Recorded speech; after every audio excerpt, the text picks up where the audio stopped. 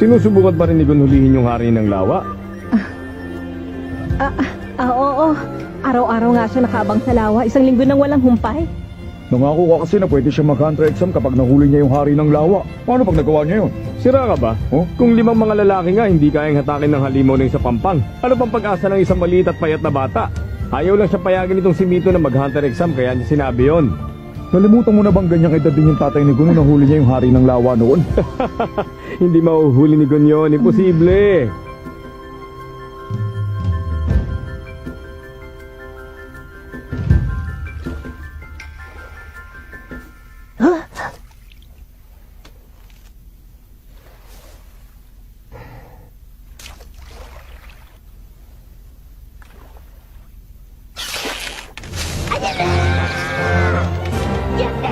Huli rin kitang sa wakas!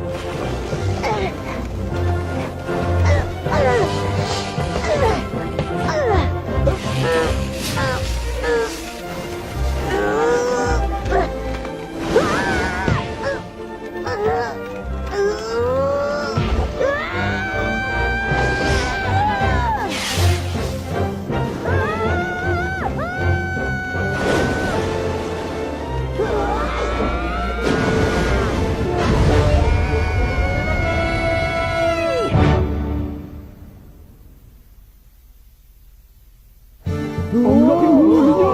Yan ba yung pinaguli ang hari ng lawa? 20 taong bilating hindi nakita yan ah! Sabi sa inyo eh! Tatay din ni Gon ang nakahuli niyan dati! Tunay nga silang mag-ama! Nahuli na ni Gon! Hindi ako makapaniwalang nahuli niya talaga! Nakita mo ba ito, Mito?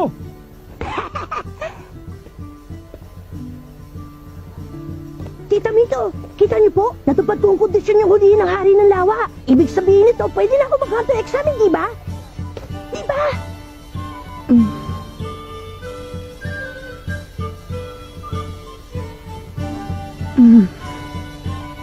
Gagalingan ko po, asahan niyo yun. Magiging hunter din ako, pangako!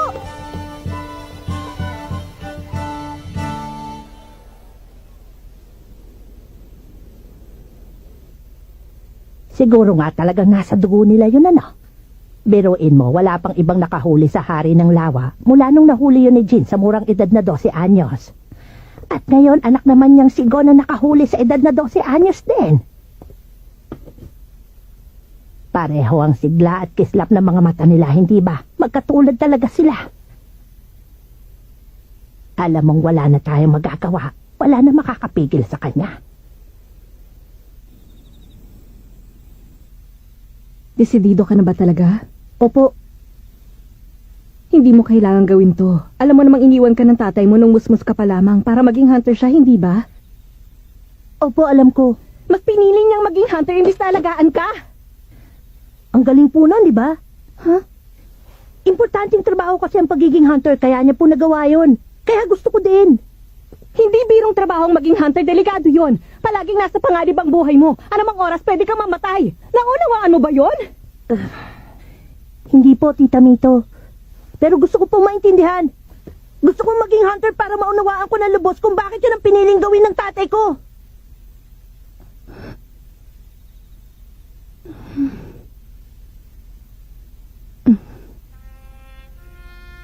Ay, suko na ako. Mana ka talaga sa kanya.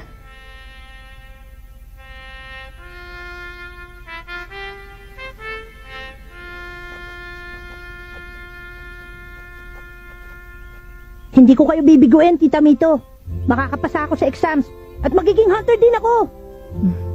Basta ang gusto ko, makabalik ka dito ng ligtas. Kaya mo bang ipangako sa akin yun? Opo, pinapangako ko po. Pangakong binitiwan sa kaibigang hinliliit, ang hindi tumupad kakain ng siling pinitpit. At sabay, kiss! Choo!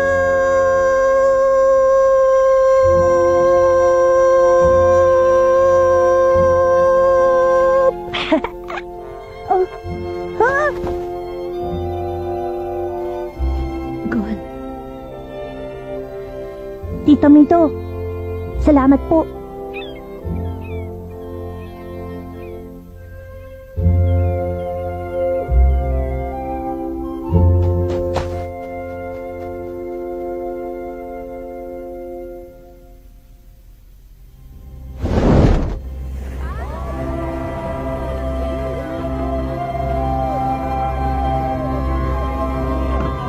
Dapat magbalik mo rito, Hunter ka na ha! Ipakita mo sa kanila ka nakatalaga ng tatay mo, Gon!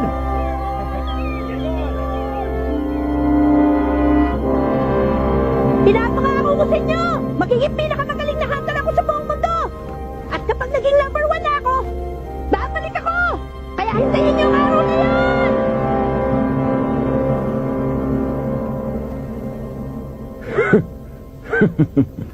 Number 1 hunter sa buong mundo pala. Walang respeto ang isang to sa atin eh. Bawat taon, milyon-milyon mga aplikante mula sa iba't ibang sulok ng mundong sumusubok para makapasa sa Hunter exam. Pero mabibilang mo lang sa daliri ng kamay mo nakakapasa. Kaya huwag kang pakasisiguro sa mga sinasabi mo, bata.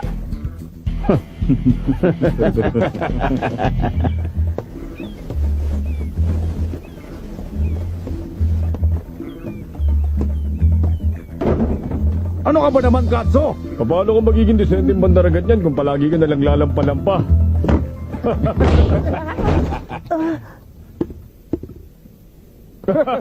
Hoy, bawal ang tutulog-tulog sa trabaho. Ano ba tangiingay nyo? Balik na sa trabaho. Opo. Ikaw, hindi mo ba ako narinig? Huwag kang babagal-bagal. Kilos na. Opo, Kapitan. Sandali lang! Naiwan! Salamat.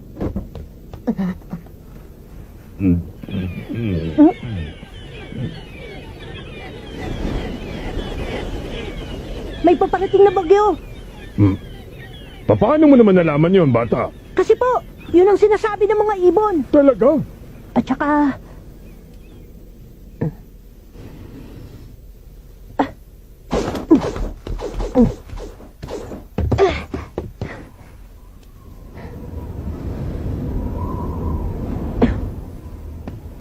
Hindi po basta bagyo, napakalakas na bagyo po! Oo. Maniwala po kayo! Parating na, naamoy ko po sa hangin! Ang batang to.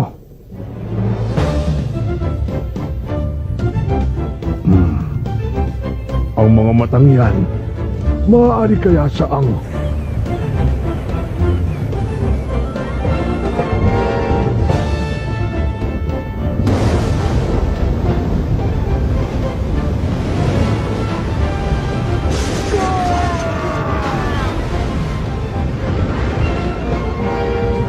Kapitan!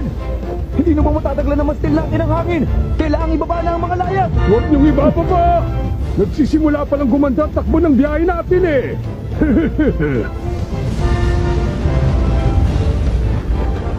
Kapit ng maigi! Totong liko sa kaliwa!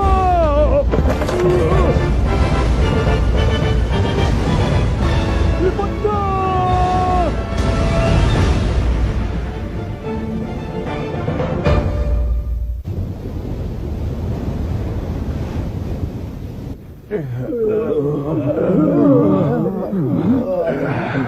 Wala naman palang sinabi sa akin yung bagyong yun eh. Oy, ikaw muna sa timon. Ay, opo! Pambihira. Ang lambot naman ng tripulanting napunta sa barkong to. Pati mga aplikante, wala ni isang makatayo. Kung dito palang natalo na kayo ng isang maliit na bagyo, sumuko na kayo sa Hunter exam. Ay, mabuti pa magsiwi na lang kayo. Eto, may gamot pa po ako dito. Kapag ninuya nyo yan, bubuti ang pakiramdam nyo. Tubig. Ikukuha ko yan ng tubig, sandali lang. Ang batang yun na naman.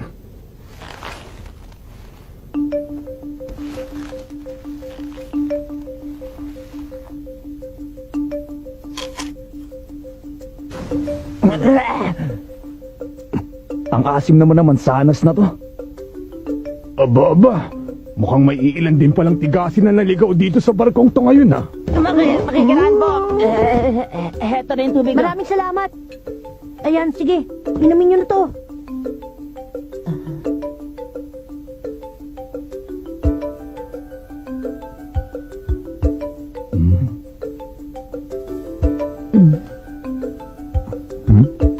Eto ng baso. Salamat ulit sa tulong, Kuya Katsuo.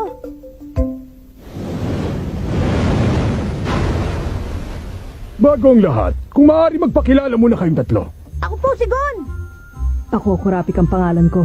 Ako lang naman si Leorio. Ngayon sabihin niyo nga sa akin, bakit niyo gusto maging hunter? Teka, hindi ka naman examiner, kaya sino ka para interviewin kami?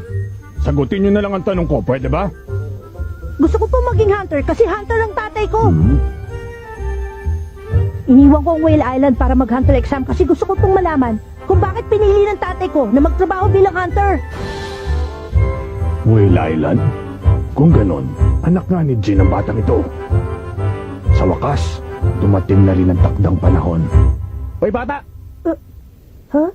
hindi mo dapat basta sinasagot ang mga tanong niya. Sinasabi ko lang naman kung ba't gusto kong maging hunter. Kasasabi ko lang na hindi siya examiner, hindi ba? Kung ayaw mo mag-isip, makisama ka na lang. Sangayon ako sa sinabi ni Leorio. Huh? Hoy, mas bata ka sa akin, di ba? At hindi tayo close, kaya Mr. Leorio ang itawag mo sa akin. Mas mabuti kung mag-iingat tayo. Huh? Kesa magbunyag ng impormasyon, mag-imbento na lang tayong nagsagot. Aba, dinided mo ako, ha? Alam kong hindi marangal na bagay ang manlinlang ng kapwa, pero kapag sinabi ko ang buong katotohanan tungkol sa pinakamalalim kong sikreto, malalagay ako sa alanganin at maaring pati rin kayo madamay. Kaya pasensya na, hindi ko pwedeng sagutin ang tanong nyo. Iniinis mo talaga ako, ha? Pwes kung ayaw niyo talagang sagutin ang tanong ko, walang problema. Narinig mo yan, Katsuo? Opo, Kapitan. Ipaalam mo sa examination board na may dalawa pa ditong aplikante na aatras sa pagkuha ng exam. Wait, pakiulit na. Ang hihina niyo namang umintindi. Nagsimula ng hunter exam pagtungtong niyo sa balkong ito. Anong sabi mo? Taon-taon, sindami ng mga bituin sa langit ang mga nangangarap maging hunter. Walang panahon, pamamaraan o pagkukunan ng mga examiner para suriin ang ganong kadaming aplikante ng sabay-sabay. Kaya ako nandito. Ang mga tulad ko ang inatasan na gawin yon para sa kanila. Kumbaga trabaho namin ang salain ng latak. Ipinarating ko na sa examination board na lahat ng ibang aplikante sa barkong ito maliban sa inyo umatras na. Kung sa pipitsuging bagyo pa lang, tumitiklop na sila. Ngayon pa lang alam ko nang wala na silang kahit katiting na pag-asa sa hunter exam. Naintindihan niyo na? Ang tsansa ninyong makausad sa aktual na exam ay nakasaralay sa akin at sa desisyon kong ipasa kayo o hindi.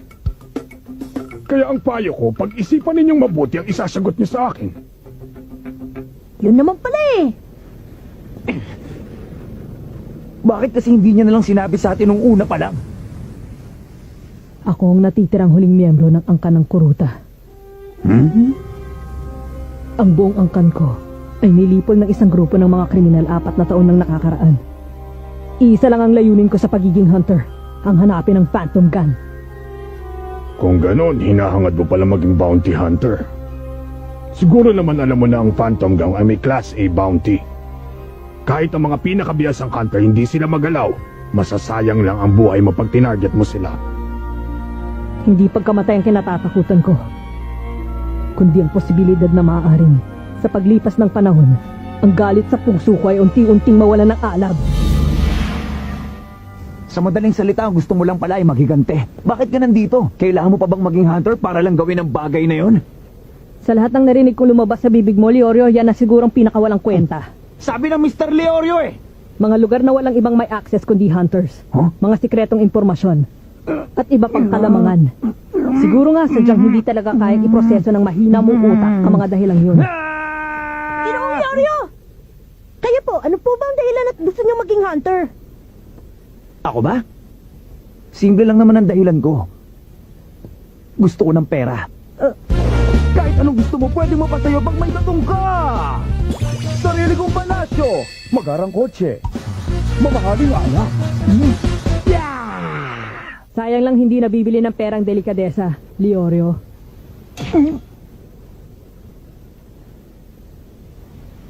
Naka-strike 3 ka na. Doon tayo sa labas. Wawakasan ko maduming ang ka ng mga kuruta ngayong araw na to. Bawiin mo yung sinabi mo, Leorio! Bawiin mo sinabi mo! Mr. Leorio sabi, Oy, kayong dalawa! Hindi pa tayo tapos mag-usap dito! Bayaan muna natin. Dati po, may sinabi sa akin si Tita Mito. Kung gusto mo talagang makilala ang isang tao, dapat mo munang unawain kung ano-anong dahilan ng mga ikinagagalit nila. Napaka-importante pong maunawaan nilang dalawa kung bakit sila nagagalit sa isa't isa. Kailangan nilang harapin yun, kaya pabayaan na muna natin sila. Kapitan! Doon! Tingnan niyo po!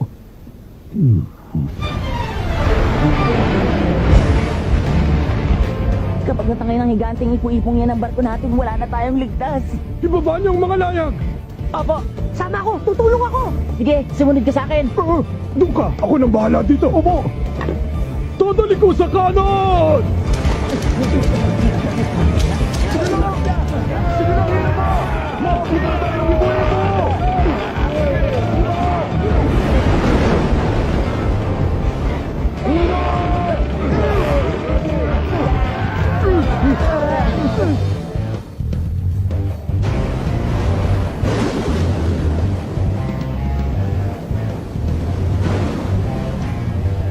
Bawiin mo yung sinabi mo sa akin kanina! Bawiin mo ngayon din at patatawarin kita, Leorio!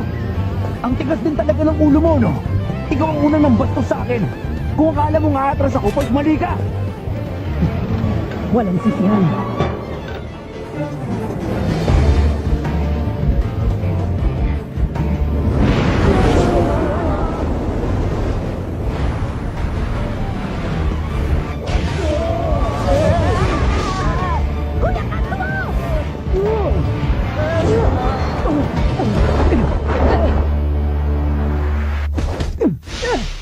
Kainis!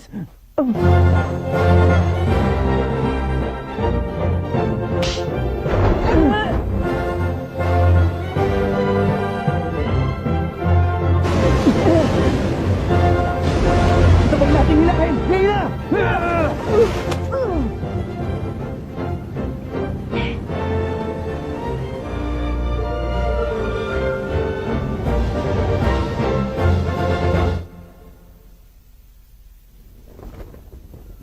Baliw ka ba talaga? Mabuti na lang at nahuli namin ang mga paa mo. Kundi malamang sa tiyan ng pating na namin pupulutin ngayon. Ikaw talaga, Gon. Mapanganib yung ginawa mong yun. Pero okay naman ang kinalabasan, di ba? Oo. Nahuli niyo ako. Sabay na sabay pa nga kayo eh. Oo nga, pero kahit na. Gon! Kuya Katsuo! Salamat niligtas mo ako, Gon. Utang ko sa iyo ang buhay ko. Oo, pero hindi ko nagawa yun na mag-isa. Niligtas nga kita, pero niligtas naman nila tayo. Maraming salamat po sa inyo. Wala yun, no? Huwag ka nang magpasalamat. Wala yun. Ang totoo, masaya kami at ligtas ka. Oo nga po. Salamat po uli. Sige, balik na ako sa estasyon ko. Ano na naman? Inamin kong bastos yung ginawa ko. Pasensya ka na sa akin, ha, Mr. Leorio. Ha? Bigla nagbagong ihip ng hangin. Masyadong formal. Ang sagwa, ibalik mo na lang sa Leorio. Pasensya ka na rin sa ginawa ko. Binabawi ko na lahat ng masasamang sinabi ko tungkol sa'yo. Di ko naman sinasadya eh. Okay lang, kalimutan mo na yun.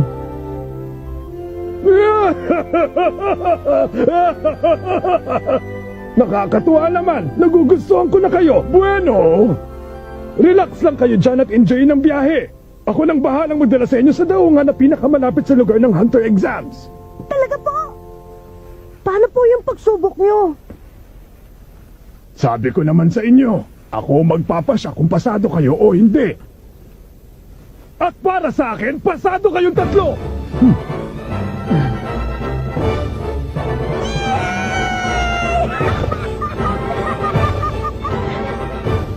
At dito na nagsisimula ang pakikipagsapalaran ni God upang maging hunter tulad ng kanyang ama.